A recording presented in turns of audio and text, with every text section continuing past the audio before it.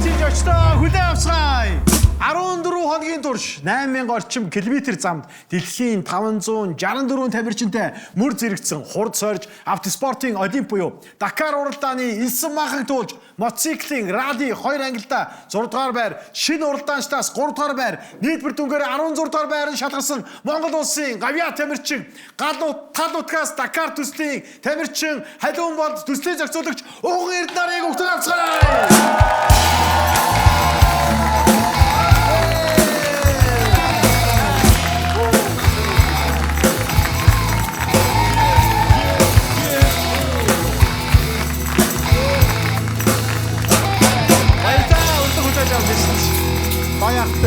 Хоёртой уулзах бас тийшээ ядаа үлээсэн хүмүүсийн нэг.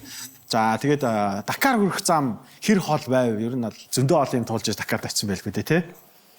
Тийм ээ. Бид нар бол ер нь бол анх Дакарт уралдана гэдгийг бол 2024 оны Дакарын дараа яг 24 оны Дакарыг өөрөө аягүй тийм шимтгэж үзэж ер нь ягаад энэ уралж болохгүй гэдэг бодолтой байсан. Тэгээд бас найз минь надад энэ уралдаанд уралдах саналыг тавиад 24 оны 8 сард яг зургийнхаа сургалтанд суугаад ямар ч ралли мотоцикл унаагүй хэрнээ яг зургийн сургалт хамгийн чухал юм байна гэж өөрөө бодоод зургийн сургалт юм зурдаг сургалт юм байна. Тэг яг мотоциклын раллигийнхаа одоо уралдааны замыг унших зураг тэрийг гэж уралдааныхаа уралдангаа харах юм байна тий. Уралдангаа бид нар ч яг хэдийн хурдан явж байгаас яг уралдааны тийм зургийг уншиж явна. Яг хаашаа явах вэ мэдэхгүй яг зөвхөн зургийн зааврын дагуу ингэж явах юм уу? Тэг яг яг тэгэл яг ингээд хурдтай байх тусмаа зураг унших маань айгүй хүнд болдог. Тэгээ яг хурд зураг унших хурд хоёр яг зэрэгчиж зөв явах замаа олж чадсан. Тэр сургалтыг суусан юм уу те? Тэгж эхэлжсэн гэж юу? Зургийн сургалт гэдэг ярихаар хүмүүсүүд бас мэдгүй гэж магадгүй. Манай одоо тамирчин маань өөрөө одоо бид хоёр хоёулаа хүүхэд байгаасаа хамт уралдаж эхэлсэн мотокроссын тамирчин. Тэгээ ялангуяа мотокроссийн нэг раллид уралдуулна гэдэг бол монголчуудын хувьд бол одоо юу гэдэг нэг тавар мэт байсан. Тэгээ олон хүмүүс ерөнхийдөө үүдээ мотокроссын төрлийнхэн ралли руу ороход бол хүндрэлтэй гэж ярьдаг байсан. Тэгээ тэр бол битүүрт бол ерөөсөө сонирн байгаагүй. Тэгээ ер нь бол би нэг 3 жил орчим Дакарт очиж медиагаар ажиллаж ирсэн. Тэгээ яг хоо очиж үзчихэд энд чинь нэрээ номер 1-эл авчирж үзэх юм байна гэдэг ийм хүсэл мөрөөдөл төрөөд яг тэр үеэр нь манай найз над руу ярьдаг ус. За ер нь энэ Дакар ер нь яаж наач. Тэгээ би бодохгүй. За чи яах уралдах юм уу гэдгсэн чи манай хам тэгдэм үү гэдэггүй. Тэгэнгуут нь за ер нь нэг төсөл болох хэрэгтэй юм байна. Нэг яарах хэрэггүйгээр маш сайн төлөвлөх хэрэгтэй юм байна. Тэгээ ер нь бол мэдээж эн чинь нэг улс тийм учраас бид бүхэн амжилт үзүүлье. Болж игэл одоо сет анхны сетэрээ бас боломжийн хэмжээний уралтыг гэдэг зорилго тавиад Абу Дабигийн Desert Challenge буюу дэлхийн аваргын 5 манай дэлхийн аврах чинь ралли чинь 5 одоо гараад байд. Тэгээ тэрний эхнийхт нь ороод за өнөөдөр хоёул тэнийг юм хийхгүй шүү те. Ер нь өнөөдөр болгоомжтой оролцож хоёулангийн цэг тэнд өөр Дакар тийм ээ. Тийм учраас Дакарт уралдах оноогоо авах нь чухал. Хэрвээ үнэхээр 4 хоног сайн яваа 5 хоногтор унчих юм бол ямар оноо авахгүй Дакарт авах одоо ирэх авч чадахгүй гэсэн үг. Тэгээд мэдээж Дакарт очих нь зөндөө юм болж байгаа шүү дээ. Тэгээ тийм учраас энэ удаагийн Дакар бол бидний хувьд бол нэлээд хол зам туулсан. За мэдээж одоо нөгөө энэ хүнийг бэлтгэх эн чинь бас уралдааг аягаа удчихсан байсан л да. Абу Дабиг уралдаа гэсэн шүү дээ. Абу Даби руу явсан бас түүхч амар сонирхолтой юм байлаа шүү дээ. Тэгээ ер нь бол энэ төслийг бордуулах гэж мэдээж уралдаан гэдэг бол өөрөө амар өндөр төсөвтэй гэж сонсч ирсэн. Та хоёр мотоцикл авцсан байжгаад нэгийгээ зараад Абу Даби явцсан гэсэн шүү дээ. Тий. Бид нар яг 5 хоногийн өмнө л уралдаан эхлэхээс 5 хоногийн өмнө билет авч ирсэн. Тэгэл ер нь бол орч уралдаад Абу Даби маань ер нь л аягүй сайхан болоод анх удаага тийм элсэн цөлийг би анх удаага тэгж харж ирсэн. Тэгээд мотоциклээр зардаг түүх маань болохоор Марокко, Ралли де Марокко тэр уралдаанд явахдаа бид нар 100 яг раллид бэлтгэл хийх, нэг нь Монгол бэлтгэл хийх, нэг нь одоо бид нар Америкт амьдарч байгаа. Тэгээд тэндээ бэлтгэл хийх мотоциклийн хоёуланг нь Монголд авцсан байж байгаа. Үнэхээр яах зараг байхгүй болоод яг нэг мотоциклээр зараад яах зараг мөггүй юм чи тий. Тийм тэгээд бид нар яг Ралли де Мароккод явж чадаа. Тэгээд тэн дээрээс маш олон юм нэмж сураад. Тийм яг л энэ төрөл маань миний хувьд бол яг үнэхээр цааш нь байсан. Би ч мотокросс богино заа уралдаанд аяг насаараа одоо 4 настайгаас хойш яг энэ төрлөөр хичээл. Чи тэгээд анхудаа энэ төрөл орсон биз дээ. Чад өөр төрөл гэсэн. Чиний ч юм болохоор богино заа. Ер нь тэгтээ Дакар өдөрт хэд явдээ? За Dakar Rally болохоор өдөрт бол ер нь бол лайсэн гэдэгтэй нийлэх юм бол өдөрт 600-аас 1000 орчим километр өдөр болго явж байсан. 1000 км. Тий. Жишээлбэл одоо Dakar-х занд зогсож явна үстэй. Ер босоогоор үстэй ер нь сууд юм уу? Тий, ер нь бол ихэнх хугацаанд босоогороо. Тий, аль болох босоогороо явбал одоо хой дугундаа ачааллаа өгөөд хийргэлт байхгүй, аль болох газрыг хороох нөхцөл байдлаа яавал хурдан явах уу гэдэг ерөөсөл бүхэл имийг зайчилж явсан да.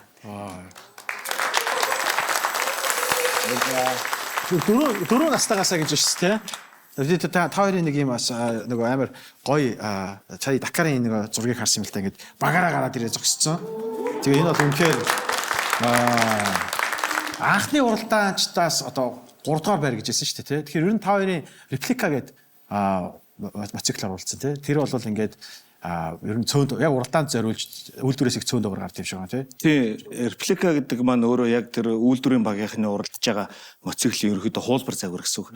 Тэгээд яг энэ үйлдвэрийн багаас бол нэг 15-аас 20 орчим тамирчин жилдээ уралддаг.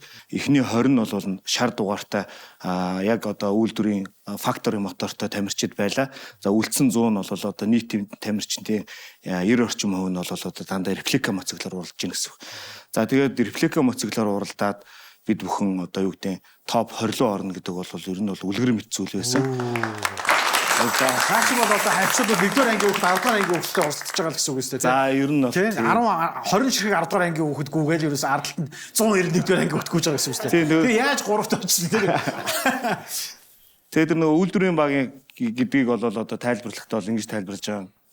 Яг одоо юу гэдэг Nike, Adidas брендийн одоо LeBron James ч гэдэм үү те яг одоо энэ яг үйлдвэрийн тэгээ яг жилийн 4 үйлдвэрлэл яг энэ бүх одоо тэмцээнүүдэд ордог. Үндсэн одоо яг 100% мэрэгжлийн одоо тамирчин. Манай хүн мэрэгжлийн тамирчин.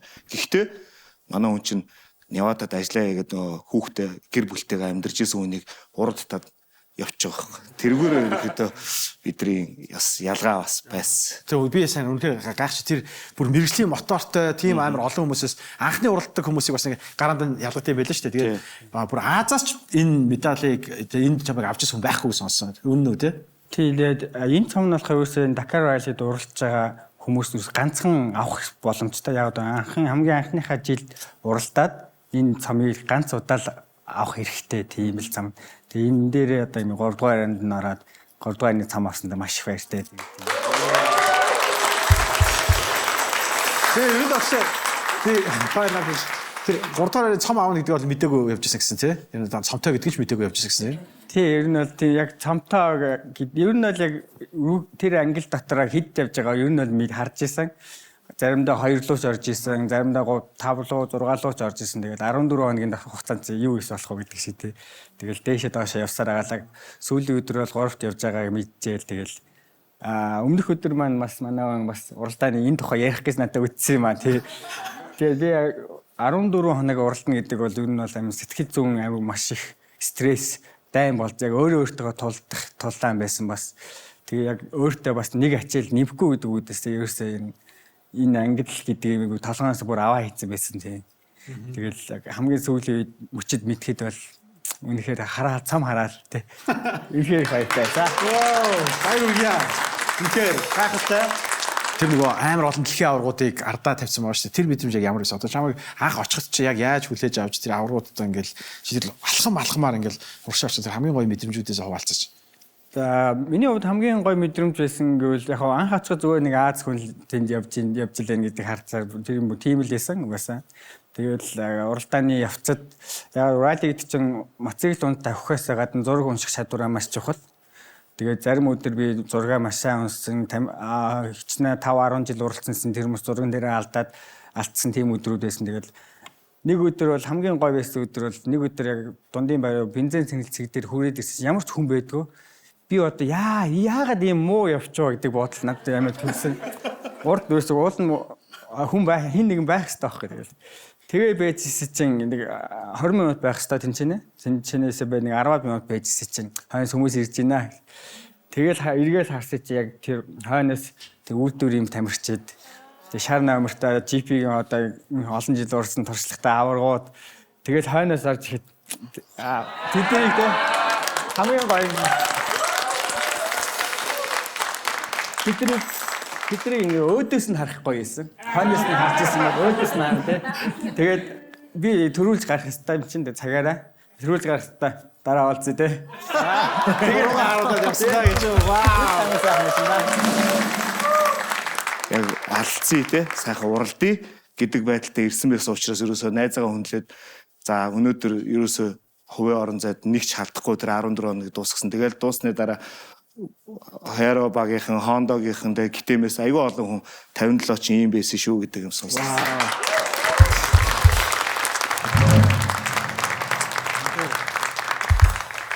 Би нэг энэ зургийг гаргаж дууганаг бас гайхалтай түүх яриасаа гэж бодчих. Хоёрын нэг хөдөлсөн тухай тий. Энэ зураг манай гавьяатаас бэлгэх буюу одоо манай халихыг аав. Энэ хоёр маань хоёулаа гавьяатууд хажууд зогсож байгаа нь бол манай аав. Тэгээд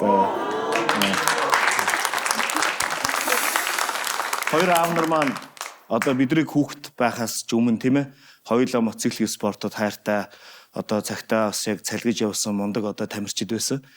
Тэгээд аав нар маань цуг одоо юуны улсын шигшээ багийн тамирчид байгаад ингээд цуг уралдаад явж байгаад хоёулаа ингээ хүүхдүүдээ мотоциклын спорт руу 99-2000-ад оны үед оруулж исэн. Тэгээд яг энэ 85 гэдэг анхны Монголын анхны хүүхдийн ангиллал ингээ мотоциклоор хүүхдүүд уралдуулад ингээ хүүхдийн лиг эхэлж исэн.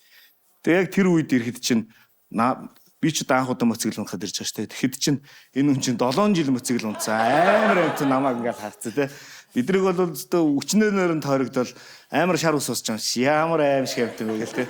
Тэгээд одоо энэ аав нарынхаа одоо үйл хэргийг тийм ээ яг энэ инстинктээр бидний одоо цуснд яг энэ юм байгаа гэдэг утгаар энэ төсөл тийм ээ энэ спортод хандаж явдаг. Тэгээд хоёр аав бол бас ижилгүүлдэ. Тэгэхээр гайхалтай. Түүх сонсчихсан. Монголд ийм үг байдаг тийм ээ. Аавынхаа хүрээгүй хүүн гүцээж ахтныхаа очоогод унган хүрд юм аа гэдэг тийм.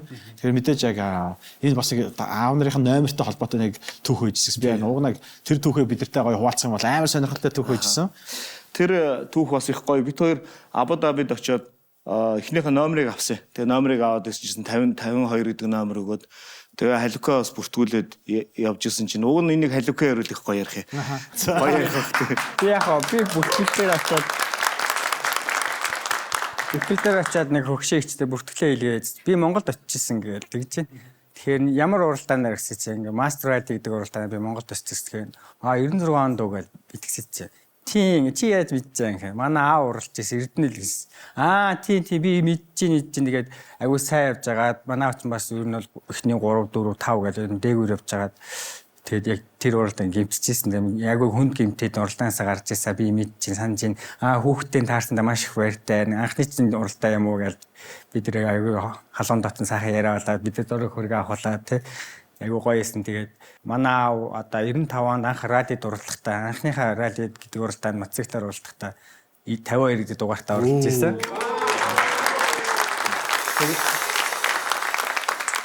Тэрнээс хойш 2013 онд манай найз аав нэлээд хөгшин болсныхаа дараа мотоцикл унахгүй айгуу олон жилийн дараа радид бас уралдсан. Анхныхаа радид уралдсан. Тэр дугаар нь бас 52 байсан. Тэгээд энэ дугаар гэдэг юм яг тэр дугаар аягүй гоё биднэрт анхныхаа юм эхэлж байхдаа аягүй гоё ясан дугаар хаа тийм. Тэгээ манай хүний чинь номер нь 12 хувийн одоо яг Монгол улсад өөрийнх нь тархалагдсан номер нь 12. Тэгээд юунд Мароккод очиод нөгөө мотоциклээ зараад явдаг дээр очиод тэгээ Мароккод очиод уралдсан чинь 12-т орж байгаа байхгүй нийлбэр дүнгээр.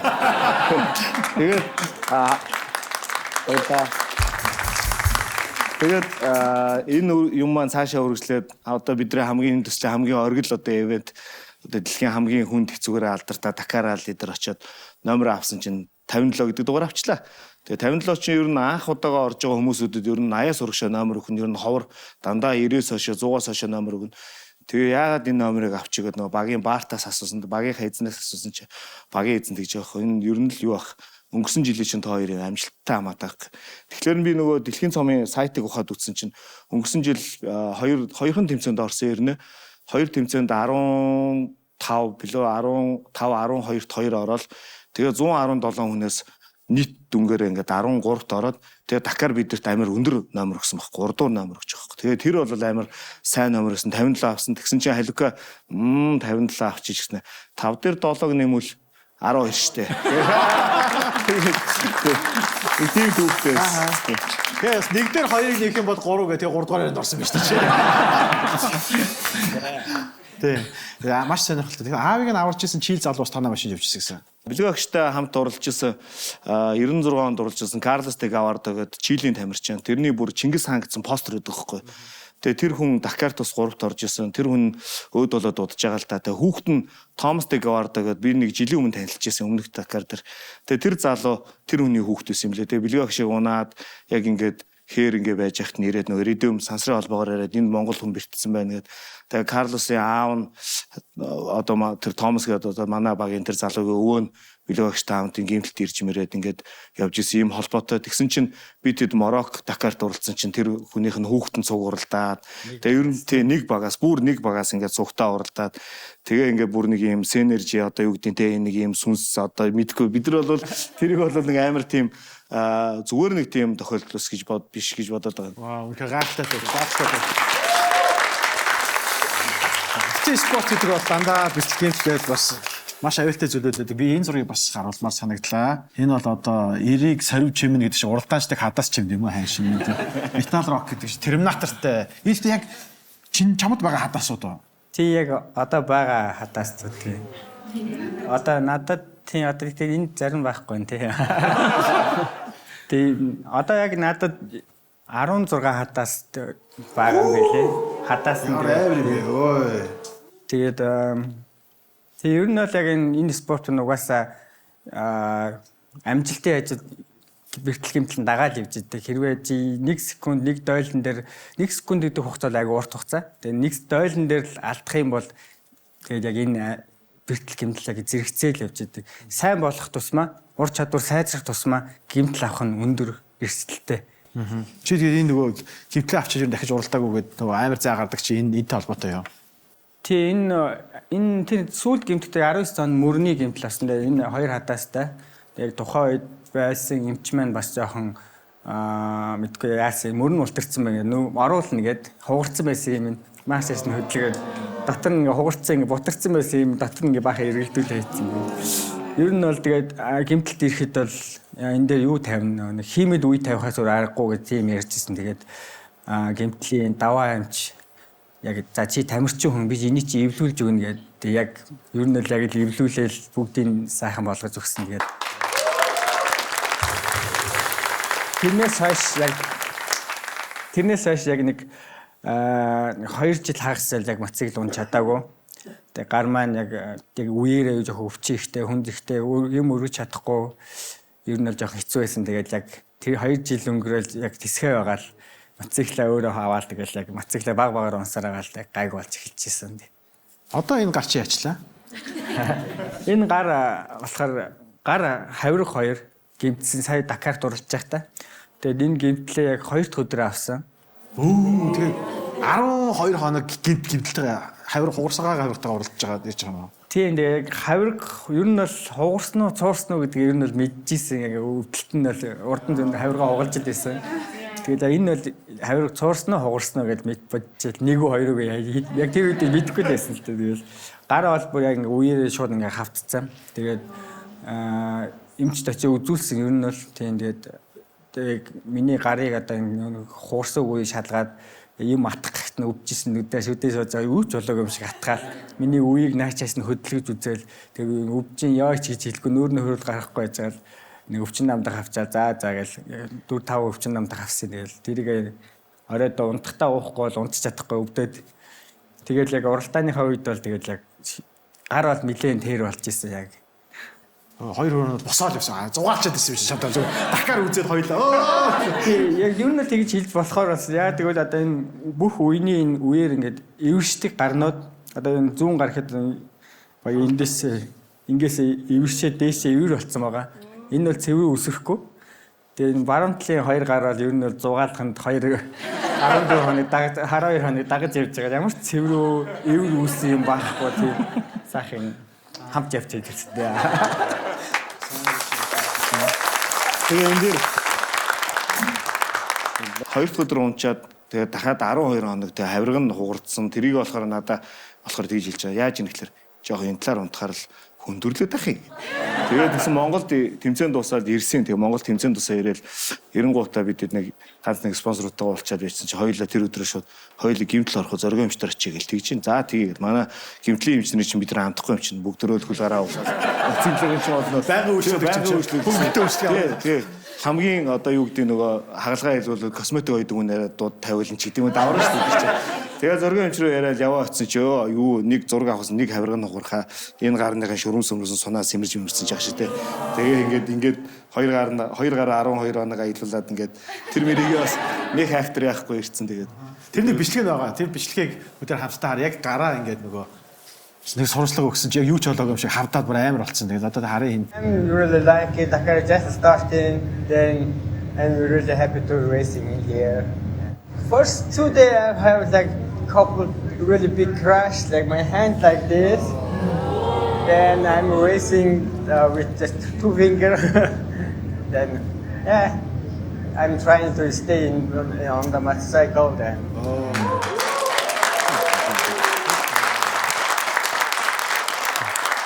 бокси бий марга уугнагийн гаш гэж.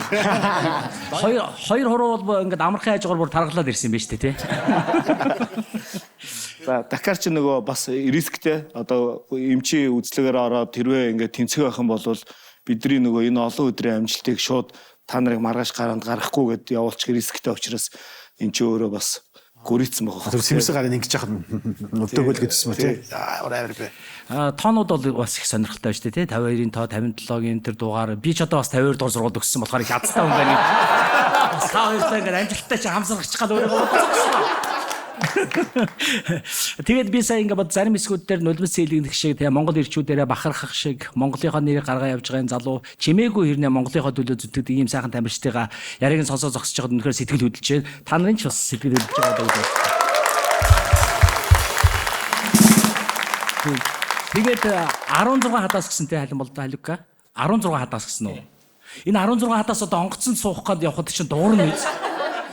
Тийм дуугар нь тэгээд ер нь дуугар нь тэгээд гараа үргээ зогсоод тэгээд цааш нь дахиж халгадаг ер нь давхар тэгээд зарим үед ийм хагалгаатай энэ сормоор хараалангууд за гэл ер нь л дуугардаг тийм. Яа, үнэхээр амар шүү. Би бас халин болоод тухайг нь сонсч байсан. 2005 оноос хойш өнөөдрийг хүртэл урдаа нэгч одоо Монгол хүнийг гаргаж үзээгүй гэж сонсч байсан. Одоо тусан авраг сонсч байсан. Тийм би хамгийн анх 14 настай хүүхдээ ангилд оролцох хэрэгтэй байхдаа 2003 онд насан туршидынхаа 125 өдрийн ангилд улсын аваргаар орж уралдаад яг гэвэл манай ахын мотоцикл байсан. Манай ах маань Японд сургуульд явцсан дээ мотоцикл нь суулгаад идэг.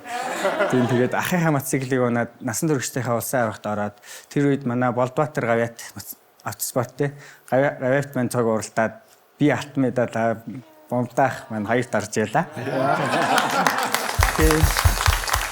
Тэгээд манай тэр үеийн босон авар байсан хүн бол манай Бацангил Бумрашах.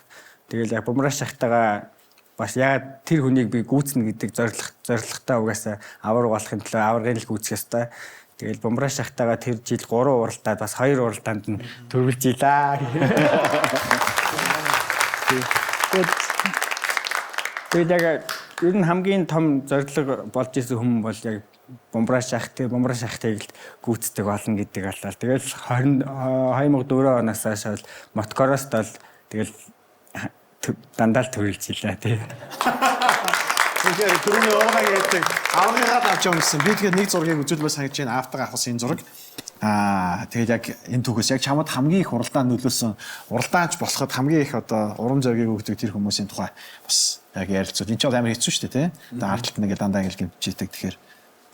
За тэгэлгүй энэ бол манай гэр бүлийн спорт болсон. Яг тэгвэл одоо 1960 оноос эхлээл Сэлэнг анх бол манай өвөө Сэлэнг аймагт одоо анхны мотоциклуудыг аваачаал анхны клубт анхны тамирчдыг бэлдэж гаргаж исэн тийм хүн байдаг. Тэгээд анхныхын шавуудаас манай аавыг бас бэлдээд гаргаж ирсэн. Манай аав бол тий. Манай аав 1980-аад оноос улсын шигшээ багт ороод одоо тэр үед улсын аварга спорткати аварга гэдэг тийм байсан. Бас тэгэл улс спорткати 15 6 удаа аварга болж ирсэн. Тэгээд мөсөн зам мотоцикл Мөсөн зам дээр агуу одоо баг 5 6 одоо рекорд байдаг. Рекордуудын бүр эзэмшдэг тийм хүн байдаг. Тэгээд аав маань одоо 96 хүртэл бол тасралтгүй яг улсын шигчээ багийн тамирчин, Монгол улсын аварга байсан тийм.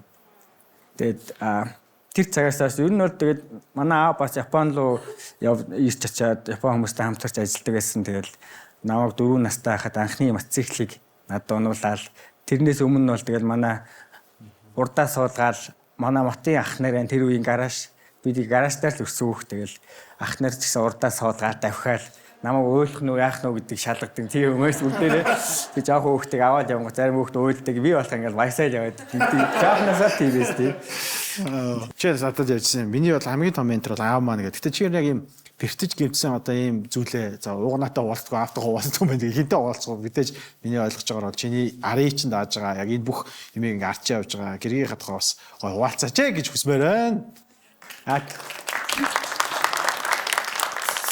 Тэгэхээр би яг автоо бол илүү яг техник талаасаа тийм мотоцикл тэгжээн машин тэгжээн гэдэг ингэж уралдвал яг уу тактик талаас их ярилцдаг.